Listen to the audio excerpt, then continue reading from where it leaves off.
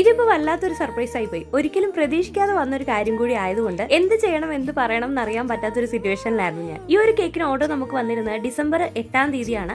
അമ്മയുടെ 72-ാം പിറന്നാളിന് വേണ്ടിയിട്ട് കേക്ക് ഓർഡർ ചെയ്തത് മകളായിരുന്നു. കേക്കിന്റെ ഡീറ്റെയിൽസ് എല്ലാം ആള് ക്ലിയർ ആയിട്ട് തന്നെ നമ്മളോട് പറഞ്ഞിട്ടുണ്ടായിരുന്നു.